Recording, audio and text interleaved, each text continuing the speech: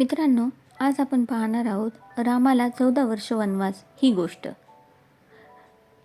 दशरथाच्या 3 राण्या होत्या, कौसल्या, सुमित्रा आणि कैकेयी. राम हा कौसल्याचा पुत्र होता. लक्ष्मण आणि शत्रुघ्न हे सुमित्रेचे पुत्र होते. भरत हा कैकेयीचा पुत्र होता. राम हा सर्वात मोठा होता. तो शूर होता, नम्र होता, न्यायी होता. लोकांना तो फार आवडत असे. रामाला राज्याभिषेक करावा असे दशरथाने ठरवले. सर्व प्रजेला आनंद झाला.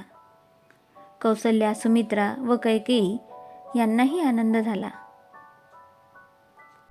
कैकेयीने आपल्या महालात उत्सव सुरू केला. सकाळी रामाला राज्याभिषेक होणार म्हणून कैकेयीने पेढे वाटले. पण कैकेयीची एक म्हातारी दासी होती. ती फार दुष्ट होती. तिचे नाव होते मंथरा. ती म्हणाली, पेढे कसले वाटतेस? ही दुःखाची वेळ आहे. कौसल्याचा राम राजा होणार, मग तू आणि तुझा भरत दास बनणार. कैकेयी म्हणाली, असे कसे होईल? माझा राम चांगला आहे. मंथरा म्हणाली, मी म्हणते तसेच होईल.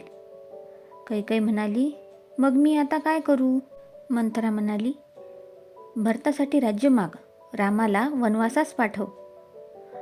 राजा दशरथाने कैकेयीला एकदा वर दिला होता, पण त्यावेळी तिने काहीही मागितले नव्हते. आता ती म्हणाली, महाराज, मी मागेन ते द्याल का? राजा दशरथ म्हणाला, हो हो, देईन.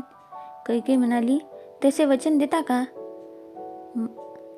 राजा म्हणाला, हे घे वचन, तुला काय हवे ते माग. कैकेयी म्हणाली, रामाला 14 वर्षे वनवासास पाठवा, भरताचा राज्याभिषेक करा.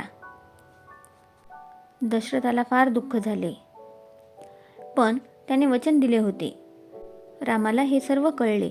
वडिलांनी दिलेले वचन त्याने पूर्ण केले. तो आनंदाने वनवासास गेला. त्यांची पत्नी सीता त्यांच्याबरोबर गेली. बंधू लक्ष्मण त्यांच्याबरोबर गेला. सर्व लोक दुःखाने रडू लागले. दशरथाला हे दुःख सहन झाले नाही. राम, माझा श्रीराम असे म्हणत त्याने प्राण सोडला. श्रावणाच्या वडिलांनी त्याला दिलेला शाप खरा ठरला.